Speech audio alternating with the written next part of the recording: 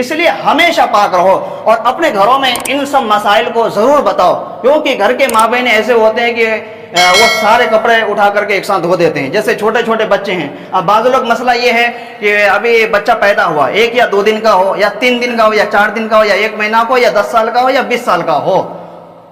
اگر وہ پیشاب کرتا ہے یا پاخانہ کرتا ہے، ان کا پیشاب جیسے بڑوں کا پیشاب ناپاک ہے، جیسے بڑوں کا پاخانہ ناپاک ہے، اسی طرح سے چاہے وہ ابھی بچہ پیدا ہوا ابھی وہ پیشاب کیا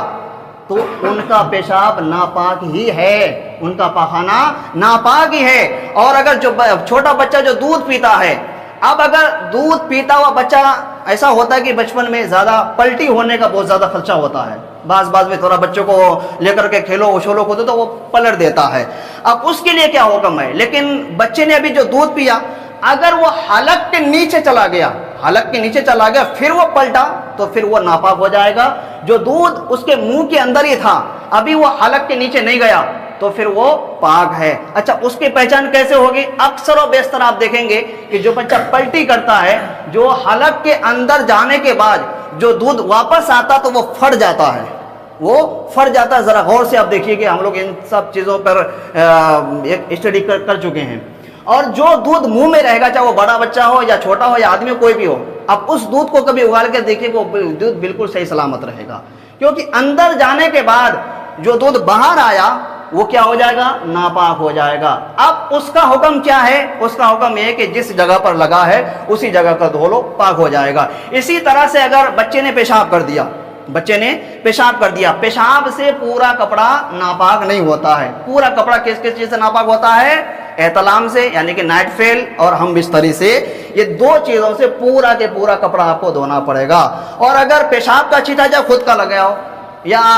پیشاب تیز لگا تھا، ابھی پیشاب خانے میں بیٹھنے جا رہا تھا، اس سے پہلے 1-2 قطرے پڑ گئے، یا بعض لوگوں کو ایک نسیان کی بیماری ہوتا ہے، جیسے پیشاب کرنے کے بعد اڑتے ہیں تو 1-2 قطرے پھر ان کو آنا شروع ہو جاتا ہے۔ یا نوجوانوں میں اکثر یہ چیز پایا جاتا ہے کہ جس کو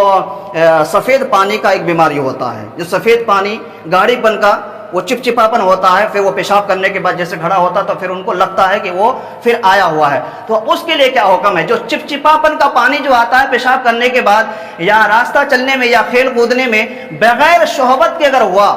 تو پھر اس سے آپ پر غسل فرض نہیں ہوگا، وضو تھا، وضو ٹوٹ جائے گا۔ اب اس کے لیے کیا حکم ہے کہ آپ دیکھیں گے اندر ویئر وغیرہ پہنے ہوئے ہیں تو اس چیز کو یا اتار لے، یا اگر وہ اسی جگہ پر دھونے کا اگر گنجائش ہے، تھوڑا سا بڑا اگر ہے تو اس جگہ کا دھو کر کے آپ دوبارہ وضو بنا کر کے نماز پڑھ سکتے ہیں، غسل کی کوئی ضرورت نہیں ہے۔ اسی طرح سے اگر پیشاب کا چھینٹا کئی جگہ پڑا، اگر 1-2 جگہ پڑا، ہم نے دیکھا کہ ہمارا پیشاب کا چھینٹا 1-2 جگہ پڑا، اب جس جگہ میں پڑا تو اس جگہ کو ہم پکڑ کر کے دھو دیں گے۔ اب 1-2 جگہ سے زیادہ اگر پڑ گیا، چاہے وہ انسان کا پیشاب ہو یا جانور کا پیشاب ہو، کسی کا بھی پیشاب ہو، اگر وہ 1 2 4 5 انگنت پڑ گیا، ہمیں معلوم نہیں چل رہا کہ کتنے جگہ پڑ گیا، اب اس کے لیے کیا ہے کہ وہ کپڑا وہ بدل لے، اس کے بعد نماز پڑھے۔ اسی طرح سے اگر گھر سے نکل کر کے آ رہے تھے مسجد کے لیے، کتا نے چھو لیا، اب کتے کی عادت ہے بھاگ دور کرنا، اب بعض جگہ میں ایسا ہے کہ اس مسئلے پر جس کو کتا نے چھو لیا کہتا کہ نہیں پورا کپڑا ہی ناپاک ہو گیا، اب نماز کو نہیں جائیں گے۔ اب ایک بہانہ مل گیا ان کو کتا چھونے کا، اب کتا چھو گیا تو نماز نہیں پڑھیں گے، مسئلہ غلط ہے۔ کتے کی صرف لعاب جو منہ جو ہے اس کا جو تھوک جو ہے وہ ناپاک ہے، اور کتے کا جسم بھی ناپاک ہے، ایک شرط پر، کب؟ اگر کتے نے کسی گندے نالے پر بیٹھ کر کے آیا۔ گرمیوں میں اکثر و بیشتر ایسا ہوتا ہے کتا کسی پانی میں بیٹھ جاتا ہے، گندے نالے میں بیٹھ جاتا ہے، اب وہاں سے آ کر کے بدن کو ہلانا شروع کر دیا، اب اس کا چھینٹا جو پڑا تو اس سے کیا ہوگا؟ صرف ہمارا کپڑا ناپاک ہوگا، ہم ناپاک نہیں ہوں گے، ہم جیسے پہلے پاک تھے ویسے ہی پاک۔ اب اس کے لیے کیا حکم ہے؟ ہم کپڑا کو بدل کر کے دوبارہ اپنے نماز کو ادا کریں گے۔ اگر 1-2 جگہ اگر پڑا،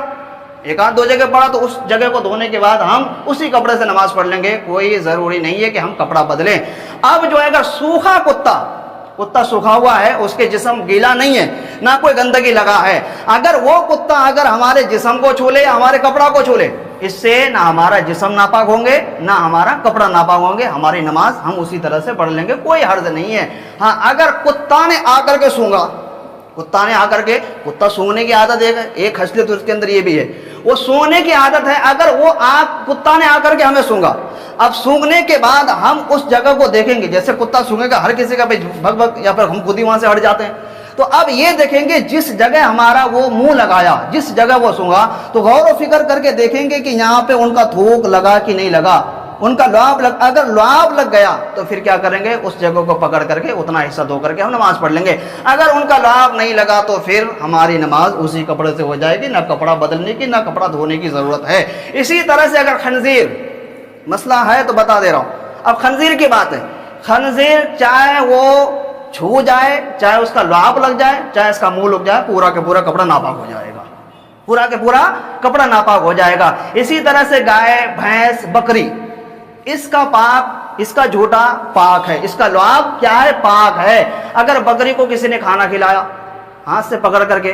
اور بکری جو کبھی اوپر بھی آ گیا، اگر اس کا تھوک لگ گیا، شرط کیا ہے کہ وہ گندگی اس کے منہ پہ لگا ہوا نہ ہو، غلاظت اس کے لیے اس کے منہ میں لگا ہوا نہ ہو۔ اگر غلاظت لگا ہوا ہے، چاہے وہ چوپائے کھانے والے جانور ہو، جیسے بھینس ہے، گائے ہے، بکری ہے، اگر ان جانوروں کے منہ میں اگر نجاست لگا ہوا ہو، اگر وہ سونگا یا چاٹا تو پھر وہ جگہ ناپاک ہو جائے گا، پھر اس کو آپ کو دھونا پڑے گا۔ اگر نجاست نہیں کھاتا ہے، نہیں استعمال کرتا ہے، اگر وہ سونگ بھی لیا، چاہے اس کا منہ پہ آپ ہاتھ بھی رکھ دیں گے، اس کا لعاب بھی آپ کا ہاتھ پہ لگ جائیں گے، کپڑے میں بھی لگ جائیں گے، تو اس سے آپ کا نہ کپڑا ناپاک ہوگا نہ آپ کا ہاتھ ناپاک ہوگا۔ بلی کا جھوٹا کیا ہے؟ بلی آج کل گھر میں اکثر و بیشتر رہتے ہیں اور لوگ پالتے بھی بڑے شوق سے۔ بلی کا جھوٹا مالداروں کو کھانا مکروہ ہے، بلی کا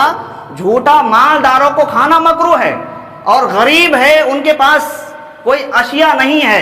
تو پھر بلی کا جھوٹا ایک غریب انسان کھا سکتا ہے، لیکن وہ بچنا چاہیے ان سے، شریعت نے اس کو ناپسند کیا، مکروہ ناپسند کیا ہے۔ اور اگر بلی کا جھوٹا تو یہ ہو گیا، اب بلی جو سونگتا ہے، بلی کے اکثر و بیشتر وہ سونگنے کی عادت ہے، ان کا لعاب کا کیا مقصد ہے، ان کا لعاب کا کیا مسئلہ؟ اس کا لعاب کا یہی مسئلہ ہے کہ ان کا لعاب بھی مکروہ ہے، جہاں تک ہو سکے ان سے بچنا چاہیے، لیکن وہ ناپاک نہیں، مکروہ ہے۔ کیا ہے؟ مکروہ ہے، ناپاک نہیں ہے، لیکن ان سے بچنا چاہیے۔ اگر کپڑا وغیرہ میں اکثر و بیشتر نماز کے لیے آ رہے ہیں یا نماز والے کپڑا پہنے ہوئے ہیں، تھوڑا ان سے دور رہنا چاہیے تاکہ ان کا لعاب ہمارے اس میں نہ جائے، کیونکہ بلی جو ہے کچھ ایسے جانوروں کو کھاتا ہے جیسے چوہا، مینڈک، سانپ یا کیڑے مکوڑے۔ اب سانپ کیا ہے انسانوں کے لیے کھانا؟ جائز ہے؟ نہیں جائز ہے نا۔ مینڈک جائز ہے؟ نہیں جائز ہے۔ تو اسی طرح سے اگر بلی نے کسی چوہے کو پکڑا، بلی نے کسی چوہے کو پکڑا اور پکڑنے کے بعد اس وقت وہی موت ہو گئی، اب اس کا خون اگر اس کے منہ پہ لگا اور وہ خون لگا ہوا ہے اور جیسے تمہارے کپڑے کو سونگا یا تمہیں سونگا یا تم نے اس کو پکڑ لیا، اگر اس چوہے کا خون اگر تمہارے کپڑے میں لگا تو پھر کپڑا بھی ناپاک ہو جائے گا، کیا ہاتھ بھی ناپاک ہو جائے گا، اس کا جب تک نہیں دھوئیں گے تب تک وہ پاک نہیں ہو سکتا ہے۔ یہ پاکی کا انشاءاللہ پھر اگلے جمعہ پورے مکمل طریقے سے جہاں تک ہو سکے گا، وضو کے پورے فرائض آپ لوگ جتنا جلدی ہو سکے اتنا جلدی آئیے، کیونکہ ابھی